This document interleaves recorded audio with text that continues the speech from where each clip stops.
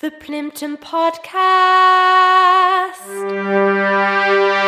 Hello and welcome to this special edition of the Plimpton Podcast, looking at the proposal for a gas-powered electricity generating station to be built in Valley Road. The proposed site is on part of the land near to the St Mary's Park end of Valley Road, currently operated by Morris Leslie and used to store large containers. The proposed power station would not be in constant operation around the clock, but Conrad Energy, who lodged the planning application, wanted the ability for the generator to come into use at any point during a 24-hour period. This was later reduced to the period from 7am to 11pm after an objection from Plymouth City Council's Public Protection Department. The application drew 37 responses from members of the public, none of them being in favour of the proposed generator. The matter came before the Plymouth City Council Planning Committee on Thursday the 13th of December. Case Officer Chris Cummings introduced the proposal to the 13 members of the committee. So this application site relates to the southeast corner of the main 53 Valley Road site. It's currently in use for shipping container storage. The existing site has a large warehouse, some offices, some open ground and stacked shipping containers on it. The proposal is for 2 gas-powered electricity generating plants and associated infrastructure and access. The plants are not proposed to be in constant use and are designed to provide backup power to the national grid during times of abnormal demand or when renewable energy is not generating. It is noted that the site location plan that was submitted and the noise assessment document have different location plans. They are of the same site, but the noise impact assessment plan shows it covering the whole of 53 Valley Road, whereas the site location plan shows only the southeast corner, which is the site that we're considering today. The noise impact assessment covering the wider area still includes the application site and is still considered to be appropriate to be used for the noise assessment purposes. So the location in Valley Road Industrial Estate is considered to limit the visual impact of the proposal. The generators themselves are 18.5 metres long with a width of 5 metres. The highest point of the generators themselves are 7 metres in height, with the majority of the structures being below 6 metres in height. The existing shipping containers are approximately 2.8 to 2.9 metres each in height, so it's not considered to be an abnormal addition to the existing street scene.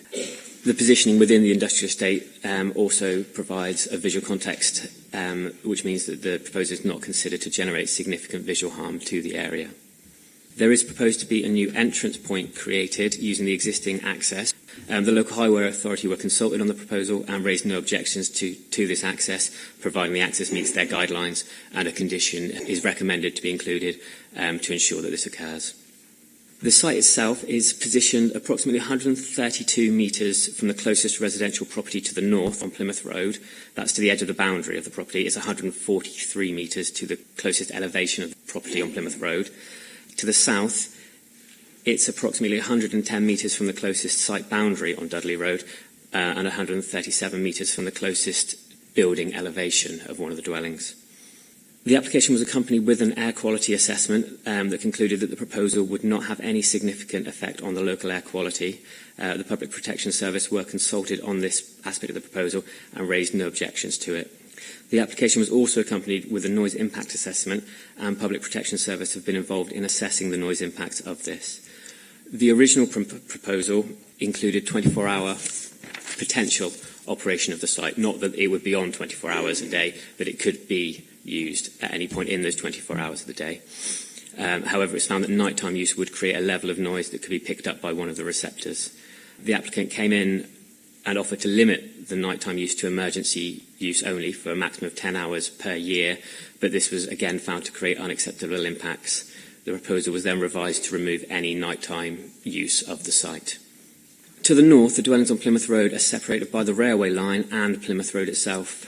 This separation and the background noise from the road and trains, as well as the existing industrial estate noise, is considered to limit any amenity impacts to an acceptable level in that area. The noise from the site itself has been shown on the noise impact assessment at 10 metres away from the application site. So at 10 metres away from the application site, the noise emitted is 53 decibels, with background noise of that area being 53.7 decibels during daytime. As a comparison of what that actually means, 37 decibels is the level of a quiet living room with no television or radio on, and 50 decibels is similar to the noise of a moderately quiet office. The distance to the neighbouring properties to the south on Dudley Road is 137 metres, and it's considered that the noise impacts during daytime use of the generators would be considered to be at an acceptable level. It's recommended to the committee that a condition be added to any approval that the use of the site is restricted to the hours of 7 a.m. to 11 p.m. every day. The reason for these hours is the guidelines from government, British Standard and World Health Organization on what daytime and nighttime hours actually are. As part of this condition, it's also recommended to restrict the total use of the generators per year to 2,500 hours. This is based on the submitted air quality assessment, which stated that the use of the site average use would be about 1,500 hours per year, but the assessment was carried out at 2,500 hours per year. This way, the use of it will be in line with the submitted documents, and there won't be any additional use that was not considered as part of the submitted air quality assessment and noise assessments. The committee may wish to look at adding an additional part to this condition, requiring a log to be kept and either submitted to the council periodically or to be provided on request of the council should there be any complaints regarding noise or air quality at the site. There have been no identical proposals to this elsewhere in the city. Letters of representation we received concerned the safety of the site. I've spoken with the agent on this. The installation and operation of the site would be monitored by Health and Safety Executive, and the site itself would need a permit from the Environment Agency prior to any use under the Medium Combustion Plant Directive. It's considered that with the removal of nighttime hours and the use of conditions, the proposal is acceptable, and it's the officer's recommendation to the committee of conditional approval. Terry Beer is one of the councillors in whose ward the proposed power station would be built. She was the first to address the committee with her concerns and those of the residents she represents. Good afternoon, and thank you for allowing me to speak against this application today. 37 of my residents, and if you include adult family members, it could be classed as 40 objections to this current planning application that is before you this afternoon. This proposal is for a gas plant generator planned near a children's play park, close proximity to a high-density residential area and on a light industrial estate. We have already a fully working gas-powered fire station based at Langage in Plimpton. It does not supply to the grid 24/7 and often has shutdowns for up to 2 weeks or more. So why on earth would we need another gas plant generator on this proposed site? Turning to the Langage site, it's a gas-powered station, as I explained, that generates up to 900 megawatts and is capable of delivering electricity to power nearly 1 million homes. It is one of the most advanced gas power stations in the world, so why do we need this facility in Plimpton, in a residential area, as backup? Its only reason is for big bucks. The gas supply will come from the existing supply to the industrial estate, so what impact would that have on businesses and residential properties? No gas, but plenty of electricity. Let's turn to the pollution levels.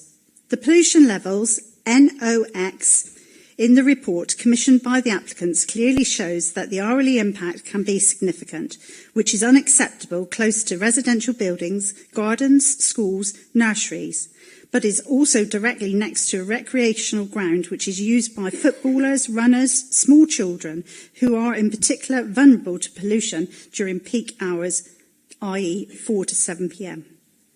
Further in the report, for determination of the long-term impact, the predicted annual mean impact has been factored by a maximum likely during the operating hours.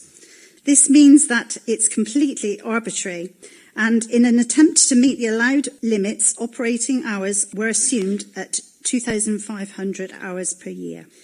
If this wasn't assumed, then the significant environmental impact would arise, as stated in the report, and addition NOx can cause significant health effects, also under the legal limits, which is most likely to be revised further down in the near future.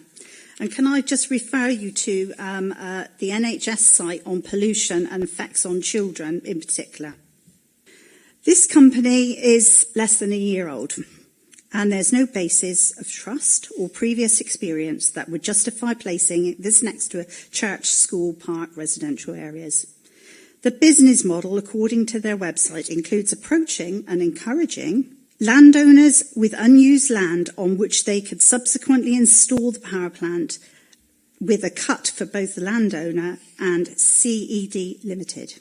This application is thus driven by the actual anticipated need for power generation in Plymouth, but instead by anticipation and revenue from the landowner, with absolutely no benefits to our local area or even Plymouth at all.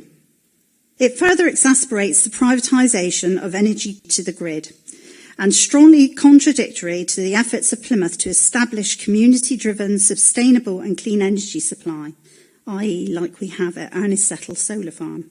Since my call in with some negotiation with the planning officer, it was agreed to adjust the working hours of this plant.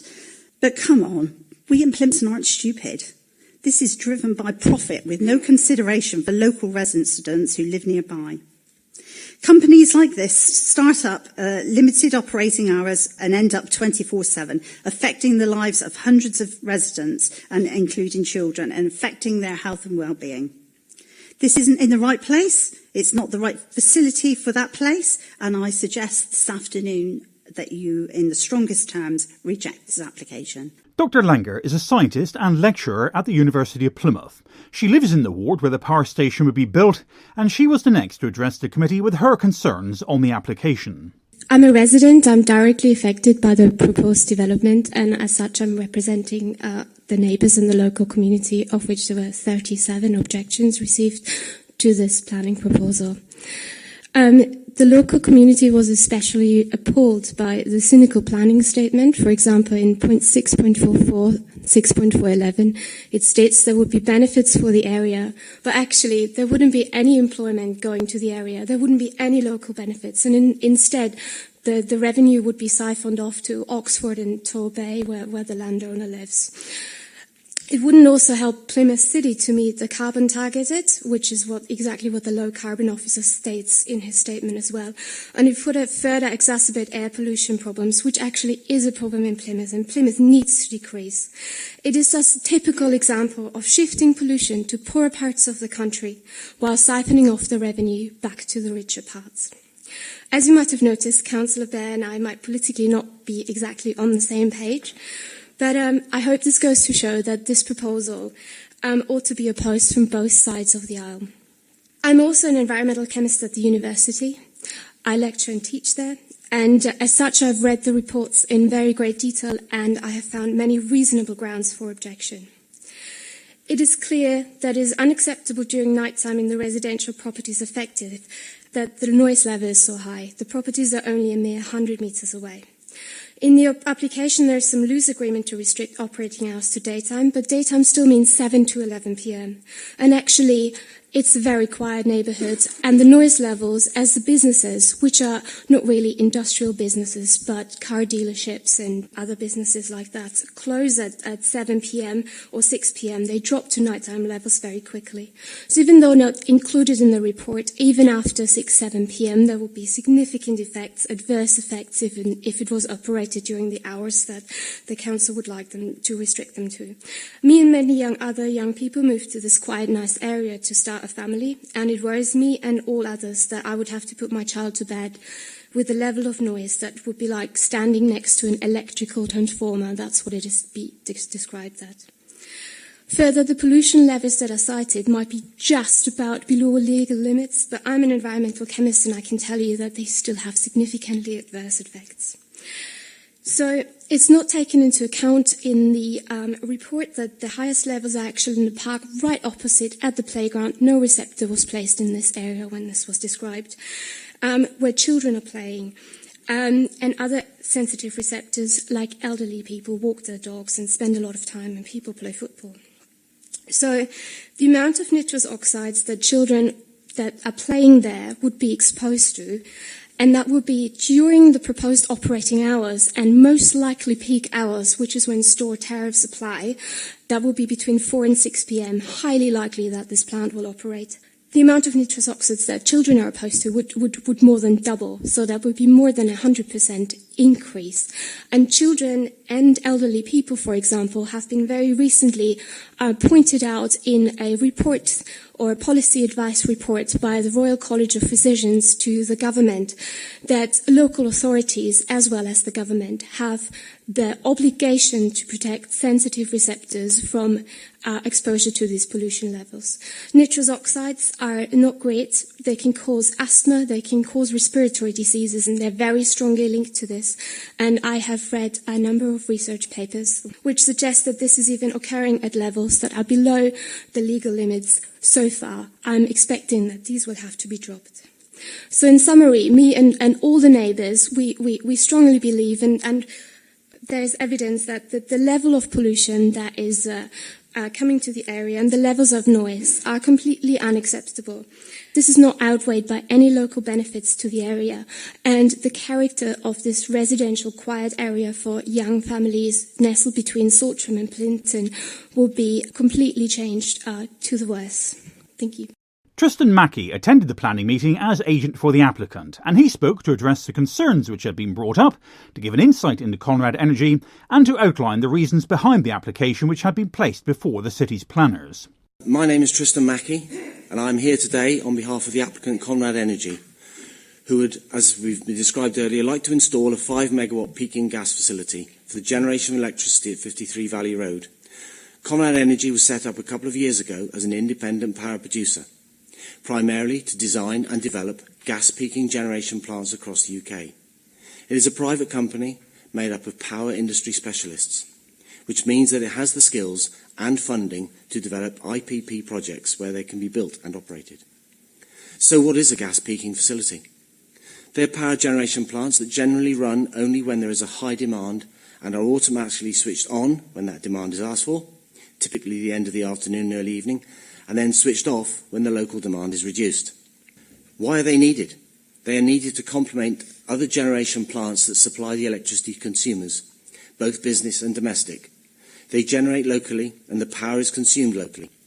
This is often called embedded generation and minimises losses that are typical for power delivered by larger, more centralised generation, such as Hinckley Point Nuclear Power Station.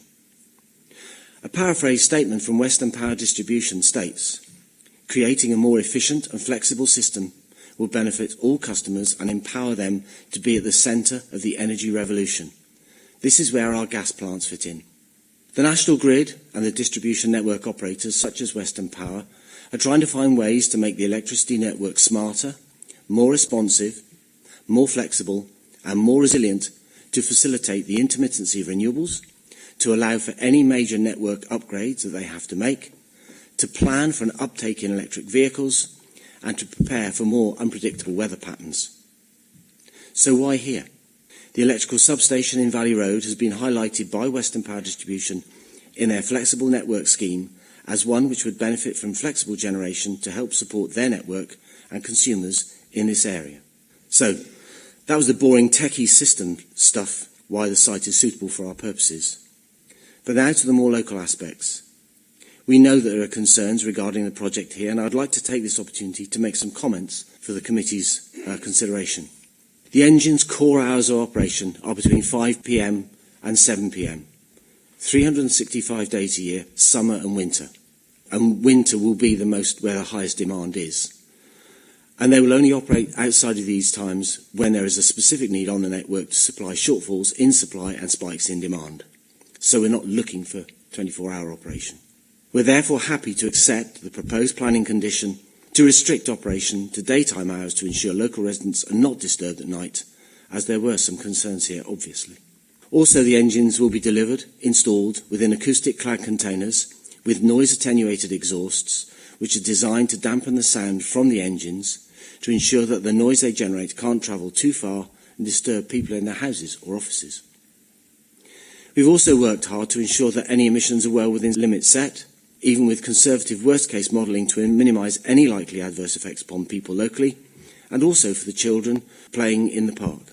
It is also expected that construction will take place during standard daytime working, unless there are extenuating circumstances, and we will endeavour to use local tradespeople where appropriate, excepting for the specialist skills needed at certain times for certain equipment. There is a network of gas pipelines in the area, which have been there for some time, and the installation proposed will have all the appropriate checks to maximise the safety during construction and operation.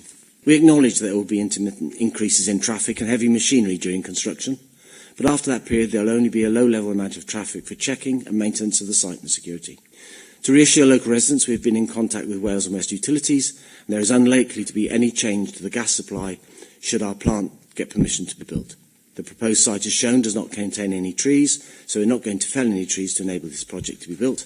Finally, we have chosen a small location that has in the past and is currently home to shipping container store to minimise any visual impact of the engines. So finally, I'd now like to thank members of the committee for the opportunity to speak today. I hope that after discussing this application that you will agree with your officer's recommendation and grant planning permission for this facility. Thank you. The public speakers having had their say, the committee chairman, Councillor Bill Stevens, then asked a representative from Public Protection to further address the issue of air quality. Obviously, the air quality assessment was carried out and it has identified that the expected levels are within the limits set out in the National Air Quality Objectives as well as the European Directive. It will be regulated by the Environment Agency as well. Chris did mention earlier that it will need to comply with a permit. So this might be a question for you, Chris Watson. Where does our planning consideration end and that of whomever would approve or deny a permit begin? So I can imagine, we have applications for instance, licensed premises, pubs and restaurants and so on. The suitability of an individual to run a pub or a license or a licensed premises or whatever wouldn't be within the planning committee's purview, but the building or the operation of a pub would. So where's the sort of delineation here? Okay, Chair. Starting off from the basics, as members, as yourself and members will be acutely aware of, this application, like any other, needs to be assessed by yourselves against the adopted development plan and any other material planning considerations. That is the starting point from which this committee is considering this application today. With regard to the areas of legislative control, quite clearly you are the planning committee of the council and your considerations relate primarily and almost entirely to planning, to adopted planning policy and what those policies allow for and don't. In brief and in simplest terms, what your adopted planning policies seek to do is to allow, without delay, acceptable development which complies with policy and which is sustainable. Other legislation will apply if permission is granted by yourselves. And as you've heard, this installation, if approved, would be subject to regulation by the Environment Agency under a permit, and they in certain respects, I guess their involvement slightly overlaps with your role as planning authority, a planning committee. But I would say your considerations go slightly further in as much as you're looking at the widest range of environmental issues relating to this proposal. The Environment Agency, I would suggest, will be looking purely at safety and the very specific issues of the actual operating impact of that use. So in a sense your considerations are wider, but I think the levels of control are complementary in many respects. Hopefully that helps. Moving on from air quality issues, the Public Protection representative was then asked to say more about the noise impact of the proposed power station. Sure. So the noise impact assessment has identified that the noise should not be audible above background levels at the sensitive receptors during daytime hours. I know for other planning applications in the past, if there is still a concern about it, we have gone on to condition, so there will be a condition requiring noise not to be audible at background levels at the sensitive receptors any time it's in operation. So that might be something to consider. but obviously it has identified in the noise impact assessment that it won't be audible above background levels. The proposed power station, although falling in the Plimpton Earl ward, also borders neighbouring Plimpton St Mary. Planning Committee member Councillor Patrick Nicholson is one of the representatives of that ward. He had concerns over the proposed operating hours and how they were to be defined. Perhaps I can start where the last speaker left off. Certainly welcome Mr Mackey's attendance today. He said that this plant will operate 365 days a year, principally between 5 and 7. He also alluded to the fact that he appreciated the concerns of the locality. And the rhetorical question I would ask, and he won't be able to answer because he's not entitled to speak, is why didn't he, on behalf of the applicants, amend the application to limit the usage? We have an application before us that wanted to, in effect, operate 365 days a year, 24 hours a day. And the application is now being presented in a form following further discussion with the case officer with restricted hours. Now, the point I would like to raise is, whilst there might be a definition in the British Standard in relation to daylight hours, is that in the planning terms, and Mr Watson has clearly outlined that there's a distinction between the other environmental protection legislation that the council can apply through public protection, and are quite clear boundaries of consideration under the Town and Country Planning Act. Now, when you look at CS34 and those amenity issues, then clearly daylight hours at 7 o'clock in the morning to 2300 hours are unacceptable, Mr Cummings, as a proposal before this committee to condition it. Councillor Beer is absolutely right. The principle of the scheme, the location of it in effect a bowl, which creates noise issues in the valley of Plimpton, is in principle, this proposal is in the wrong location, and one that actually is not something that I think the committee should support today. But in relation to the proposal of restricting its use between the hours of 7 in the morning and 11 at night, again, can't address the amenity concerns that the second speaker brought to us as a local resident, and actually don't actually use the powers that we have under CS34 to actually properly recognise the concerns of noise in the locality. What we haven't really, Chair, had much analysis from officers is in relation to CS22 and pollution. It's not even been addressed. But when you actually read the policy, it talks about ensuring development proposals will be refused which cause unacceptable noise, nuisance and light pollution. Well, the case officer hasn't even addressed that policy in the report.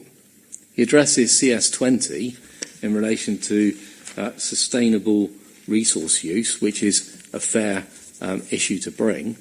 This isn't a sustainable use long term, is it? It's not taking us away from those fossil fuels that the second speaker brought to our attention, and ones that we as a society can we be careful just in terms of criticising officers? If there are issues, if there are issues, yeah, by all means raise those. But once we start saying the officer once we start saying the officer hasn't done X, Y, and Z, then we're into sensitive territory. Let me finish. By all means raise the issues, but let's just be careful. Officers can't speak up for themselves in terms of how good or bad a job they might have done. So can we just stick to the issues? With the greatest respect, Chair, this is an officer recommendation to the committee. The officers do have an opportunity to respond to the comments I'm making, and I hope they will do. But what they don't... No, Patrick, let me finish. Patrick, let me finish. What they don't have an opportunity to do is respond to professional criticism. Right. So if there are issues around particular policies that you would like addressed a bit more, please raise those. That's what I'm trying to do, Chair. No, I'm not being personal in my comments. I'm just trying to address the fact that the committee report isn't addressing the full extent of the concerns being raised by the representations to committee today, and there are policy areas in our core strategy that have not been addressed. And I'd hope that you, through you as the chair of this committee, officers would address that point, that CS22 should have been addressed. There are pollution concerns, and public protection have raised this, but there's no town and country planning perspective on the concerns that public protection have raised, and that's where we should be having a planning perspective on those concerns. So those are the principal issues that I raised. There are a number of detailed points that I might like to bring in as the debate progresses in relation to the conditions, but I think The principal issues are the ones I've just summarised. Thank you. Thanks. Well, I did raise the issue of air quality, and I would hope that covers the general pollution heading that you were looking at. In terms of the involvement of CS22, where do we stand with that then? Policies CS22 and CS34 alongside it were referenced in paragraphs 22 and 24 of the officer's report. The officer's recommendation was based on assessment of the submitted information of the air quality assessment and the noise impact assessment, and because of the detail in it, it was in consultation with the Public Protection Service, as they've got more specialist knowledge in these areas, and that's why the recommendation in front of you is for conditional approval. Thanks, Chris. Chair, I just apologise to Chris on that point. Probably the point I was trying to make, it didn't go as far enough in justifying it, so I apologise if I inadvertently said you hadn't referenced it, because clearly you have, so apologies. Another committee member, Councillor Johnny Morris, was interested in how air quality and noise pollution issues would be monitored if the go-ahead for the power station was given. What I'm interested in, though, is what sort of level of monitoring or reporting there would be in terms of, so for instance, in terms of local pollution, the two things which are of most concern are noise pollution, which relates directly to hours of use. So how do we know that it isn't suddenly being used at 3 o'clock in the morning, if you like? And secondly, on air pollution, I appreciate it's gas, not diesel, but even so, what levels of monitoring and how is it monitored to make sure that the levels do comply with British standards? As far as the knowing how things being reported to us, it would be the same as any planning compliance issue, in that we generally rely on people to notify the council if there has been, or if they suspect there's been any breach of planning. It would be the same way that if somebody built something and you suspect that it may be built without planning permission, you contact the council and we investigate it through the planning compliance team. As far as the monitoring of it goes, I was in discussions with Patrick from Public Protection earlier about it all, and if the council sees fit, we could see another condition being added about the air quality side of things. Let me just find where I've written it down. So there's two routes that we could go.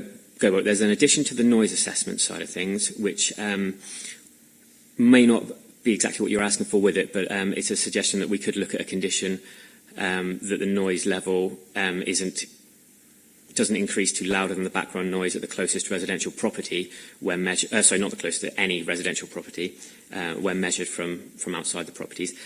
And there's also an air quality condition that was used on the diesel generator site up in Ernesettle, which could be applicable to use on this site, which requires it to be regularly serviced and maintained in accordance with manufacturer's specification. And if there's any site failures that result in a notable increase, or within 1 month of a written request from the local authority, an assessment of air quality associated with the operation of the site has to be submitted to the council for examination. Thanks, Chair. I think that, at the very least, I think that were we to grant the application, those sorts of conditions ought to be put in place. It has been alluded to both by the public speakers that about giving planning permission now, that those conditions being in place would give us some assurance as to the maintenance of public protection in the future, even if we were satisfied that if it were built now it would be okay for a week or two. I think the long-term approach is needed, and if we are going to, if we do end up granting it, I would very much like to see conditions like that put in place. Yeah, I don't think that's unreasonable at all. The issue with noise pollution specifically, which arises in this scenario you gave out of hours of use, is a particular one that I don't think can be treated like most other enforcement or potential breaches. If someone builds a house a metre too high, clearly they're issues to investigate, and if it's found that it's a metre too high, there are processes to go through. That doesn't stop you putting your children to bed, though, the fact that the house next door is a metre too high. If something is making an awful noise at 3 in the morning, saying I'll get hold of that nice Mr. Watson next week on the phone isn't much of a comfort at the time. So if we were to have permission granted, is there anything more immediate in terms of monitoring or stopping those potential breaches that would at least give a tiny bit more comfort to local people? Well, as well as the planning compliance side of things, there's also the Public Protection Service, which Patrick might be better to inform you on exactly what they offer, but they do deal with noise pollution issues and other things like that. So there would be other avenues of would action. that be specifically looking at breaches of the planning permission, which is where the times of operation would be included? It would be alongside it, as far as I'm aware. So the planning side would look at the breach of the condition itself. The Public Protection Service would look at the impact of the noise and whether it was unacceptable, which, if it came on at 3 a.m, based on the submitted noise impact assessment, it could well be, in which case they would take action accordingly. Chair, it might also help committee if I just mention a couple of things about compliance. You'll have a report on compliance a bit later. So, as Case Officer Chris mentioned there are planning compliance powers which can be put into practice if there is evidence that conditions are not being adhered to, and to reassure. The reasonable question the Chair raised there about what happens if these problems become apparent, and how quick would the action be? Well, as compliance manager, we do have powers to take action immediately, in effect, and that there are notices that can be issued that if there is evidence that the regulatory conditions are not being complied with for whatever reason, because either the equipment's failed at the site, or the machinery is not being, in the event that the machinery is breaking down or not being serviced, then we have got notices that can be issued which would stop that equipment, the whole equipment, being used almost instantaneously. So there absolutely are powers available to the local authority to take in those circumstances, and we are dealing with an issue here, an impact which is very significant potentially if that does occur. And we wouldn't, as officers, we absolutely understand noise concerns and pollution concerns, and so we have planning powers that that we could intervene in if necessary in those situations, just as our colleague Patrick in the Public Protection Service would be able to look at the situation from his own regulatory system. So I hope that reassures members. Councillor Margaret Corvid is fairly new to the Planning Committee, having only been elected to the Council in May 2018. But she too was keen to examine noise impact issues. I noticed there were some very helpful comparisons in the report to some other power generating facilities. This one is in a little bit of a bowl, and I'm wondering if the topography of the area would amplify the potential sound impact on some of the houses either there or across the way, and if so, do we know how much?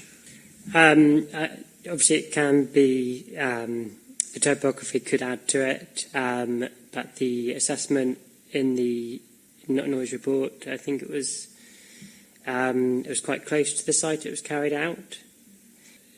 Based on the considerations of the noise impact assessment, I think it would be very unlikely for it to be an issue, and as I said earlier, to make sure it didn't cause an issue, we could add a condition for it not to exceed background levels outside any residential properties.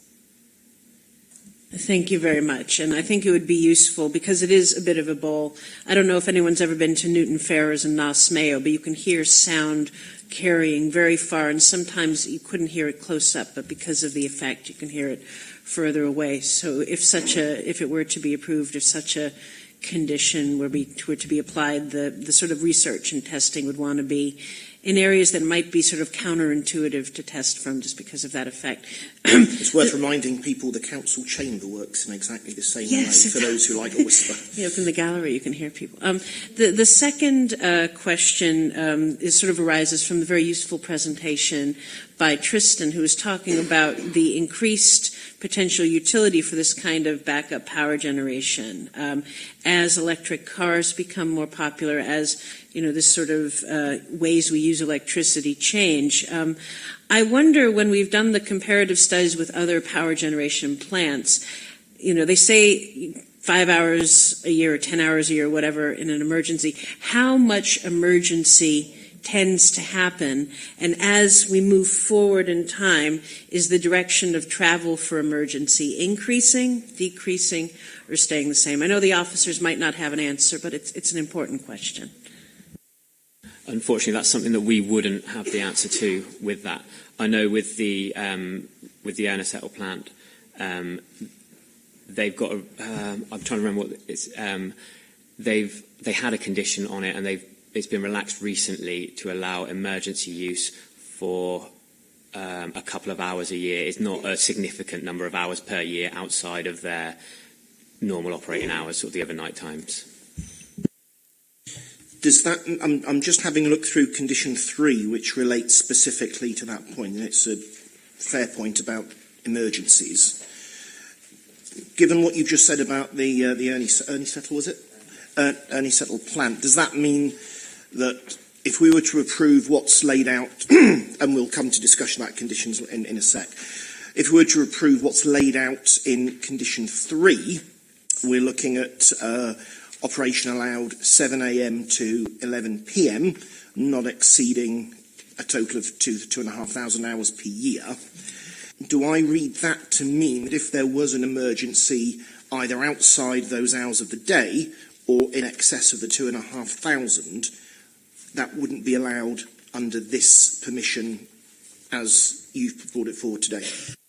That is correct. The Ernest Settle Lane site had to come in for a variation of condition application with evidence and was assessed in the same way as a planning application would be. If they did wish to change it to include emergency hours or anything like that, it would have to come in as an application and could be called into planning committee again for discussion if need be. So that's an extra bit of protection. Yeah. Any breach of it, even if it was an emergency, could be subject to planning compliance and public protection action.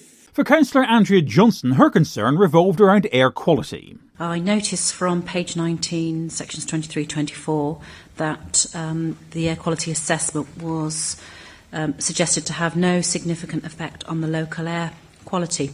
From the ward councillor speaker and the objector, we heard about nitrous oxides. Now, it was a long time ago that I was at school doing physics and chemistry, but if you're ducting something that isn't fresh air, then it is a chemical. So I think it is important to explore these emissions, and I want to understand what is coming out of this plant, be it through a roof or a duct or a grill or a chimney. Thank you. I'd like to understand what that is.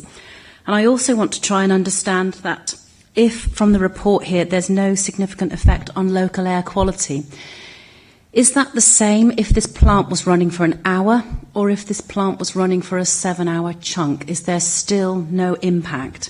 And what does weather and wind and cloud do to that, especially in this valley location?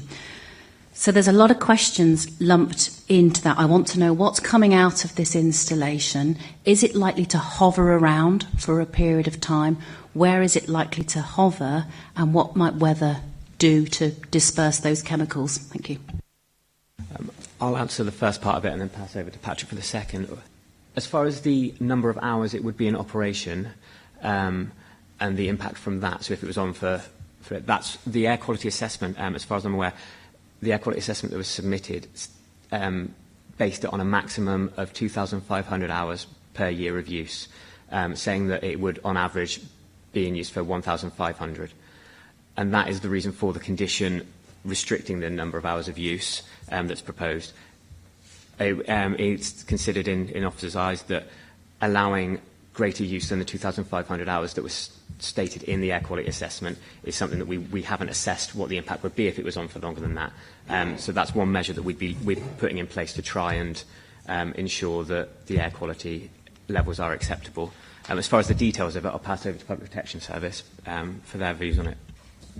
So after reviewing the application, we consider the application it to meet the national air quality objectives I mentioned earlier. So that does set limits for nitrogen oxide and dioxide as well. There's an annual mean, and for nitrogen dioxide there is the concentration limit is an hour mean. So that ties in with the national air quality objectives and the European directive. Can I have a supplementary? Is that all right? Thank you. Yeah. And what impact does weather have on this? Will a warm, sunny day keep those chemicals hanging over the child's play park for a period of time? So obviously weather can impact on it, but we would only be able to consult on the national objectives, and it is in line with that. But are we saying that's not a problem, though? That's not a danger? But based on the guidance, but we don't believe it to be an issue. I'm going to trade my GCSE physics against your GCSE physics. Air itself is a chemical. Take out what we've got here, there wouldn't be a lack of chemicals in the atmosphere. And I'm not going any further with that before any of us start to embarrass ourselves. Next to ask questions was veteran councillor Vivian Pengelly, who was startled over the proposed hours of operation for the new generator. I was absolutely amazed when I looked at this and to see that the noise could go on until 11 o'clock at night. I assume that when the plant is switched on, it's not an intermittent noise, it's a continual one, like a drone. And after 7 o'clock at night, it's usually pretty quiet in that area. And that would, it would upset little ones who are trying to get to sleep, elderly, go to bed early. I certainly would not like to have it anywhere near where I live. So if this was granted, Is it St. Budo? Very quiet area. If it was granted, I would really like to see it brought back to more like 6 o'clock in the evening. Else I could not support it. The resident who spoke, Miss Wenger, was very concerned, and I understand she is a scientist, about it being so near to a school and a play park, because we are being told consistently every week in the newspapers about schools that are being built by main roads, play parks that are being built by main roads, children are getting asthma and all these health issues. And was that taken into consideration when the officer said, to recommend this decision? I'm really concerned about that and would like some sort of test done as to whether the air pollution is reaching the play park and the school. I understand play park is very, very popular. And also, I assume there would be, if it's granted, a really strict code of construction, which I'm always very strong about because I've had problems like that in my own area, and we would need to be very strict about that. But I could not support this with noise going on till 11 o'clock at night. I think that would be most unfair to the residents. It is, as the Public Protection Service said, it is in a valley, and when it's quiet and all the traffic's gone and died down, it's very quiet, and that noise, especially as I'm assuming it's a continual noise, it's not intermittent, and it would be like a drone going on continually up to 11 o'clock at night. I could not agree with that. As far as the noise levels of it has been assessed, as the Public Protection Service have advised. It's been assessed, and it has been found to be an acceptable level, and same with the air quality side of things. In assessing the location of it, the location close to schools and the play park, it is taken into account, but if the emission levels are acceptable, then that's the reason for supporting it. It's considered not to be harmful or to be at an acceptable level, which is why it's been recommended for approval. I don't know if there's anything that you'd like to add on that. Also, the other thing to bring up again is the Environment Agency will be issuing the permit that could be revoked if it's not complied with. At this point in the proceedings, Councillor Patrick Nicholson tried to move a motion to reject the application for the generator, but Committee Chairman Bill Stevens took issue on a point of procedure. Whilst we can do our best to condition, there is still the very real risk that conditions can be changed in the future. And therefore, that risk is so great that I think the principle should be rejected. So I'd actually like to move a recommendation that we refuse the planning application. Well, we've got motions for conditions first. So, but wouldn't you want to see if the principals agreed? And then you should have come in before the other people. Well, no, people have had their reign, haven't they? So, in a sequence, I'm not going to. My contribution, the first contribution, is going to be to recommend refusal. That wouldn't be right. It's important to listen to the debate, but there's a balance to be had between trying to resolve detail to make it compliant and the principle. The principle for me still is that this is in the wrong location. There are so many risks in terms of the future use of this site with this activity. There are better sites if this is something that's needed in Plymouth where there would be minimal impact on local communities. And that's evident to see in the joint local plan. So I'd like to propose on the principle that the application be refused because it is contrary to policy CS 34, 20 and 22. And 34 is in terms of those amenity issues. CS 22 is in relation to noise and pollution, and 20 is about biodiversity and sustainability. Thanks. Johnny?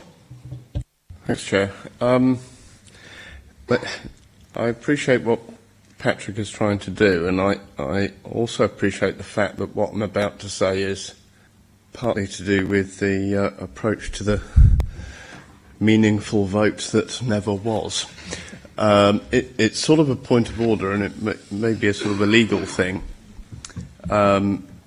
During our questions and debates, various conditions have been talked about, which are, in practical terms, amendments to what we have in front of us. I don't see that what Patrick is suggesting is in order, because were we to vote against the principle of it going ahead without having put in place other conditions, we'd be voting on something which might not be what we wanted to vote on.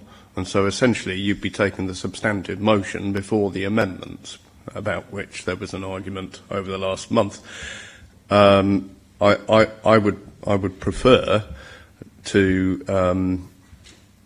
move any amendments to the conditions first and then have a vote on what we would in reality be passing were we to be passing it. I hope that's certainly my intention. If anyone, and this may apply to Patrick, I don't know, if anyone feels that there's no amount of amendments to conditions that could lead you to support it in any guise, it's absolutely fine. When the vote on the substantive, whatever the substantive looks like, comes, then by all means vote against that. But I think it's, given we have a responsibility to support sustainable development if possible, then I think it's incumbent on us first to have a look for something that's approvable and can get support. If that's impossible, then it will be voted down. I think the Constitution, where amendments are moved, then effectively the rules of proceedings of the Council, you should take amendments. That's so, what, and that's so what's that's happened. what the Constitution says. Well, no, there haven't been any formal proposals. There have been suggestions, but that's what I've taken. That's what I've taken them as. So people are looking for amendments. We've had some about the times of use, and we've had one. I've made a note here about the monitoring, both of noise and air quality. So I'm going to look for some detail on those. But on my point, I was formally moving and other people an amendment. Other people have formally moved them too. Yeah, and I'm telling you how we're going to. Chair, if I can just come in, Councillor, I think the debate's still continuing at the moment. Is how I'm viewing it. So if that helps, and I just think we haven't come to a conclusion yet, but I think we're probably approaching that. As the time for a decision on the proposal neared, the debate then turned to the conditions to attach to the application if it was to be granted. I would propose that we do add conditions along the lines about the monitoring, which Chris read out, and if he could find those again so he could read them sort of more formally. I'm not going to move an amendment to the hours of operation. I consider that that is primarily to do with noise impact. The noise impact is not significant. Level of 53 decibels, about the same as an office environment, I don't think is undue. I think there are sound reasons for the operating hours restrictions in the report, i.e. British Standard 4142 of 2014, and that no matter what we think, it is important to be able to refer to something legal. I'm loath to cut you off. Okay. Could I restrict you to what you are moving in that case rather than what you're not moving? Other people may want to discuss the times, but can we be clear what you are proposing? Okay. Which I will now hand over to Chris to read out his ones about the monitoring, because I think that it's the monitoring which is more important than the hours. Chris, is this a new condition or a change? One of them would be a new condition, and one of them would be an amendment to the existing, or we could add it as a new condition. Take us through that, and I'm going to allow Johnny to interrupt if you move away from what Johnny was suggesting. Okay, actually, they would both be doing it as new conditions. So the first would be a condition that the noise level of the plant does not increase to louder than the background noise at any residential property when measured from the outside of those residential properties, which would fall under policies CS22 and CS34 and policies DEV1 and DEV2 of the emerging joint local plan. The other one is a bit longer, as one that I've formally written out, which is that the air quality condition, which is that all equipment installed on site as a result of this approval shall be regularly serviced and maintained in accordance with the manufacturer's specification, including any systems designed to control emissions to air. In the event of there being any site failure that results in a noticeable increase in emissions to air, or within 1 month of a written request from the local planning authority, an assessment of the air quality impact associated with the operation of the site shall be submitted to the local planning authority. And that again would fall under policies CS22 and CS34 of the core strategy. Does that reflect your intention, Johnny? Are you seconding that, Patrick? It is second, but I just want to on the first, because we did talk in the debate about a not to exceed figure. And I know from conditions previously, if you have a figure rather than you compare it against background noise, it's easier to enforce. So could we not come up with a not to exceed figure from public protection rather than it being assessed against the background noise? Is that doable? From a planning perspective, I'm not entirely sure. Chris might be able to guide on this one, but I'm not sure we would be able to do that because of varying noise levels during the day. So, as discussed, the noise levels during the day might be different than the noise levels in the early evening or the late evening. So having it as a standard level, it could be a fluctuation that a noise level that is acceptable during, at 10 o'clock in the morning might be less acceptable at 6 o'clock, or the noise level differences might be considerable. But Chris might be a better guide on the conditions there. I think just all I would say to add to what Chris said there is that I know Patrick and his colleagues have looked at many applications, and you know this as committee members. Patrick Vaudrey has looked at many applications, and in his role, and I think it would probably be worth getting a view from Chris on that, whether we should have a noise limit or whether it should be as Chris Cummings has mentioned there. I would say generic condition not to exceed any background levels is better than, as Chris said, a fixed level. If you can hear it above background noise, then it's clearly audible and in breach. Happy to second it. So I'll take those as two extra conditions on block from Johnny and seconded by Patrick. Are we all okay to add them? I'll take that as agreed then.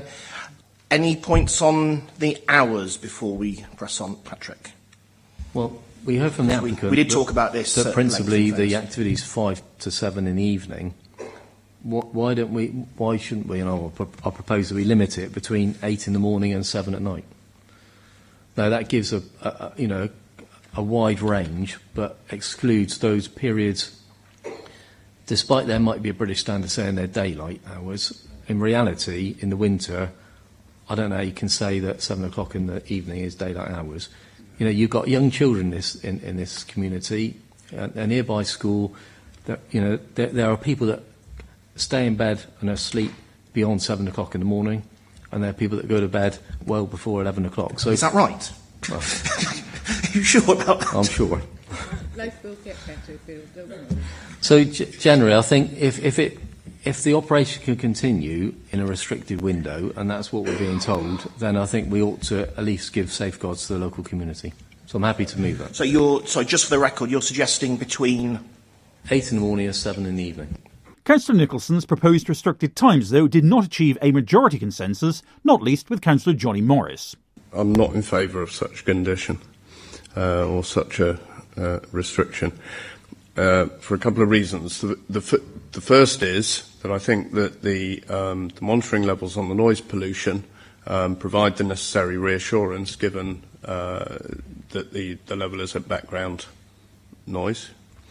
I think secondly, in terms of the mixed uses of the rest of the area along Valley Road, in that there are unrestricted hours of business of businesses which can make significant noise.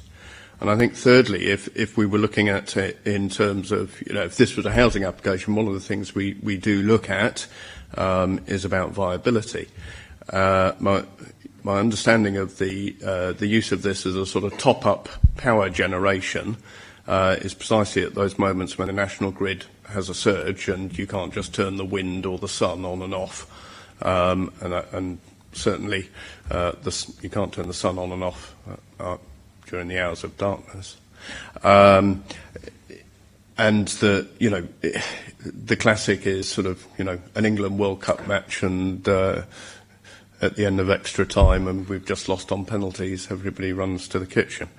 And those sorts of things, by definition, they're unforeseen.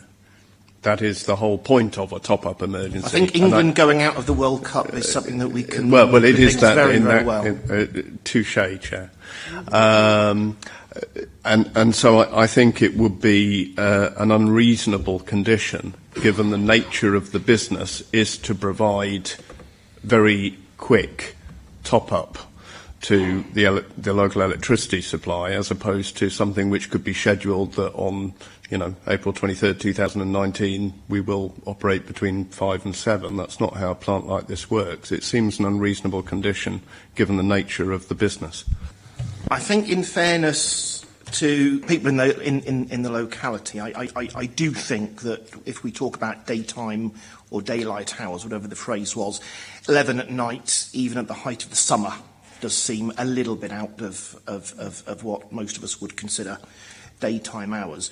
So I personally could see a reduction from 11 p.m. being appropriate. I'm not sure that taking it all the way back to 7, given Johnny's point about the actual operational need, is quite reasonable.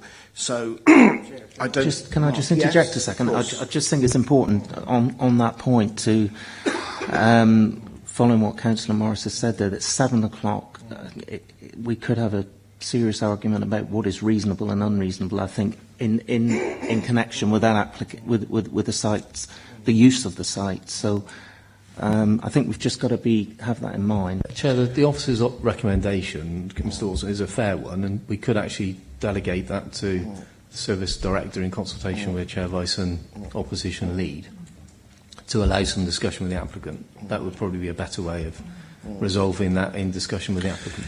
5 to 7 is the core. There's going to be some need for them to operate either side of that. Therefore, that would be wrong in my view in relation to what it's for. I'm going to float the idea of 9:30. The important thing is that this is not something which is going to respond to needs randomly in emergency. That's where the emergency clauses came in, which we are not currently working in that arena. This is about this is... Analyse peak demand periods. I totally understand the logic of what you've said. I think the danger then is we do start to get into what I described as sort of... Well, actually, I think 9:15 might be. No, maybe 9:45 might. Sadly, this is the sort of thing that often gets reserved for myself, Tina and Patrick to have a look at. I think it would... Were we to have unlimited time and all the information here, maybe we could do that. But even with 13 of us, that could all get a bit unwieldy. Unwieldy, I'm so sorry. I think to have a sit-down, perhaps with the three councillors concerned and the officers, perhaps to go through what might be reasonable, given what's predictable, given the nature of the planters proposed, might be the way to do it. And then balancing that against what's reasonable in the eyes of the local people. That's a task that I think could be given to us if people are content with that. Does that sort of make sense to you then, Patrick, as the person who raised that? Happy to support that. And I think the applicant needs to be part of the discussion. And at the moment, the applicant is excluded because we're in committee. So I think that's important to have that rounded debate. Okay.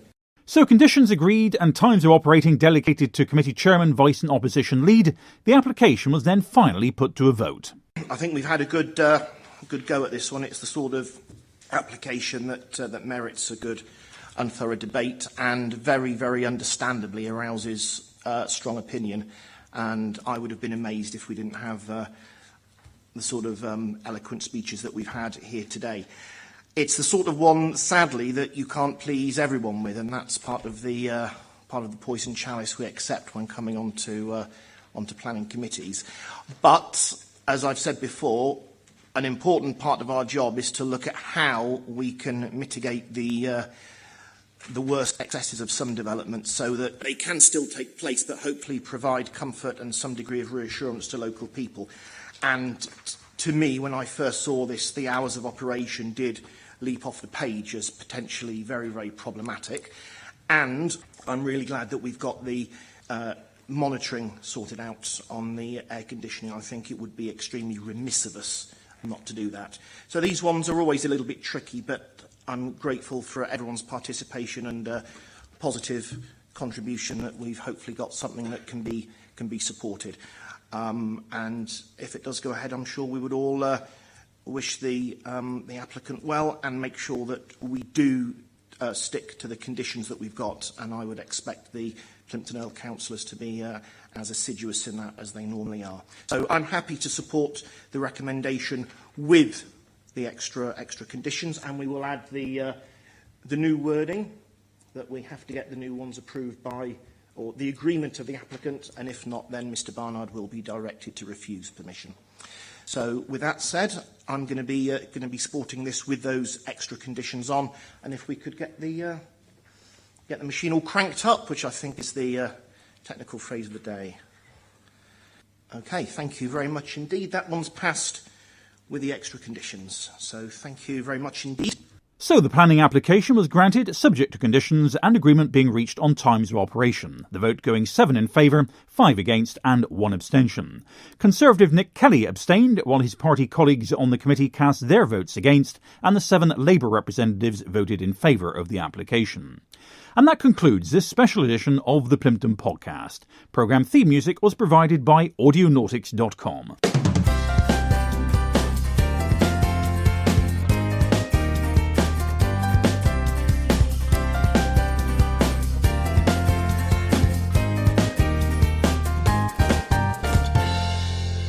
The Plympton Podcast.